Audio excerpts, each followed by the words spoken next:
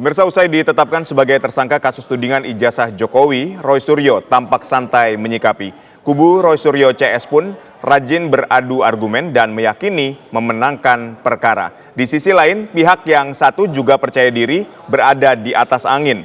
Lantas kejutan seperti apa yang akan tersaji? Selengkapnya dalam Benang Merah, Gaduh Tak Berujung.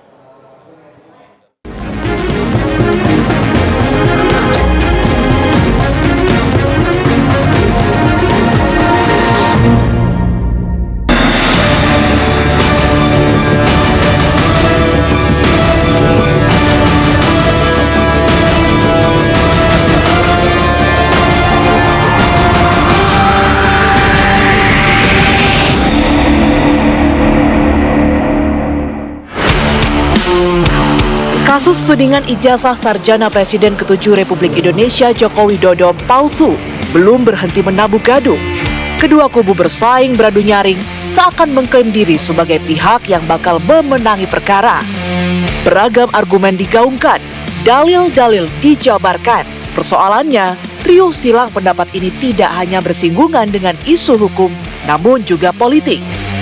Hukum aksi reaksi pun bicara.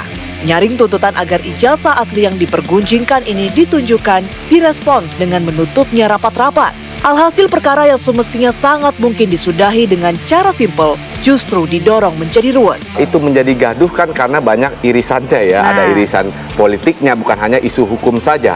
Semakin gaduh juga karena strategi litigasi yang dilakukan oleh pihak Pak Jokowi. Apa maksudnya strategi litigasi?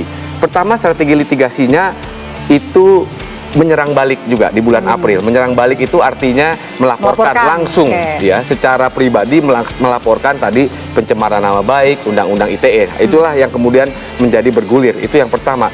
Yang kedua, strategi yang kedua adalah keputusan untuk tidak menampilkan atau tidak menunjukkan ijazah aslinya kepada terlapor. Ya. Itu nggak salah. Itu nggak salah. Memang tidak ada kewajiban itu. Ya, karena tadi kita lihat kewajiban itu adalah diberikan kepada polisi untuk pembuktian. Nah, tetapi strategi ini kemudian menjadi pemicu kegaduhan itu. Satu demi satu proses hukum bergulir. Kubu Roy Suryo CS pun dinilai seakan dalam posisi terdesak usai ia dan 7 nama lainnya ditetapkan Polda Metro Jaya sebagai tersangka. Apalagi Roy Suryo dikotakan di klaster 2 dengan pasal berlapis dan ancaman pidana lebih berat, yakni hingga 12 tahun penjara. 2 nama lain di klaster ini yakni Rismond Hasiholan Sianipar dan Tifauziah Tiasuma atau Dr. Tifa. Sedikit melegakan ketiganya lantaran mereka tidak ditahan. Penegak hukum mempersilahkan mereka menghadirkan saksi dan ahli meringankan. Kami sebagai penyidik harus menjaga keseimbangan keterangan dan informasi sehingga proses penegakan hukum ini adil dan berimbang. Kami akan melakukan konfirmasi dan pemeriksaan terhadap saksi yang diajukan, saksi yang meringankan, begitupun juga terhadap ahli yang meringankan atas permintaan atau permohonan para tersangka. Kubu Roy Suryo tampaknya melihat ada sejumput celah untuk berkilah. Selembar kertas yang diperkarakan ini semestinya klaim keabsahannya dapat dibuktikan secara menyeluruh dan berimbang.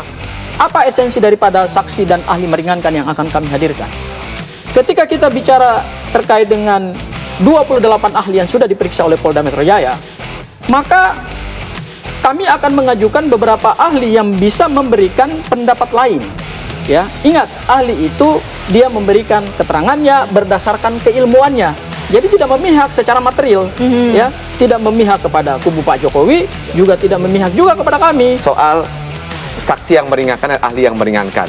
Kalau secara normatif itu oke, sekarang persoalannya secara realitanya bagaimana? Secara realita, KUHP ini agak basa-basi memberikan itu karena dia tidak menjelaskan soal akses kepada barang bukti. Apa maksudnya tadi? Dalam konteks ini kepada ijazah aslinya. Kalau ahli dari Polda Metro menguji tinta, melihat, mengkomparasi, mempunyai akses terhadap barang bukti itu, dan sementara ahlinya Bang Sangaji nggak punya, maka value-nya atau nilai pembuktiannya tuh berbeda jauh. Ya, itu. Yang kedua, ahlinya Bang Sangaji ini harus paling tidak menjelaskan atau menangkal 2 argumentasi. Pertama, argumentasi bahwa ijazah ini palsu secara substansi, artinya prosesnya. Betul nggak Pak Jokowi kuliah mengerjakan tugas? Polisi sudah punya keterangan dari otoritas UGM, rektor sudah berkali-kali bicara itu. Bagaimana menyatakan bahwa UGM ini bohong? Artinya harus membuktikan ada persekongkolan nih UGM ini. Nah ini nggak gampang ini. Ahli apa yang bisa menerangkan seperti itu? Iya. Saksi apa yang bisa menerangkan seperti itu? Serangannya adalah ijazah palsu dalam konteks kertasnya atau fisiknya.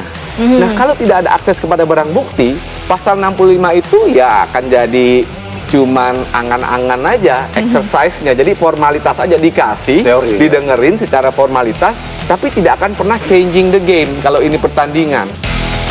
Di atas kertas, pihak pelapor dipandang di atas angin. Sedangkan bagi kubu Roy Suryo CS, jika akses pada ijazah yang diperkarakan tetap dibatasi dan itu membuat permainan tidak akan berubah, maka adakah peluang yang masih memungkinkan mereka olah? Kesimpulan-kesimpulan seperti itu nggak bisa ditarik hari ini gitu. Karena gini, kenapa kami ingin menghadirkan ahli? Karena ingat, laporan Pak Joko Widodo itu kan sebetulnya adalah terkait dengan dugaan tindak pidana pencemaran nama baik, fitnah. Kemudian ada beberapa pasal siluman, pasal-pasal bemper, kami sebut pasal bemper, itu kemudian diikutkan dalam LP Pak Joko Widodo, yaitu pasal 32 dan 35 Undang-Undang ITE yang ancaman pidananya 8 tahun sama 12 tahun penjara sehingga bisa dilakukan dasar penahanan. Kemudian juga ada pasal penghasutan 160 KUHP dan 28 ayat 2 Undang-Undang ITE. Nah, pasal-pasal ini kan harus dibuktikan, unsur-unsur pidananya harus clear gitu. Ingat, hukum pidana itu yang kita cari adalah kebenaran material. Untuk mencari kebenaran material memang tidak mudah. Ya, pembuktian hukum itu seperti kita menyusun puzzle. Rangkaian puzzle-puzzle ini kemudian kita susun menjadi satu pembuktian yang terang benderang sehingga apa yang didalilkan oleh Pak Joko Widodo ini akan terbukti tidak di dalam persidangan. Bukan berarti tidak ditahan, kemudian bahwa seluruh pasal yang diterapkan itu terjadi kekeliruan. Yang kedua, kalau kita berbicara terkait ahli, Profesor Mahfud MD ya mengatakan bahwa harus dibuktikan dulu. Itu kan pendapat, bukan undang-undang, bukan aturan. Pendapat. Nah, pendapat dia, ya kan, bisakah digunakan oleh hakim? Bisakah digunakan oleh polisi? Bisakah digunakan oleh jaksa? Ya kan?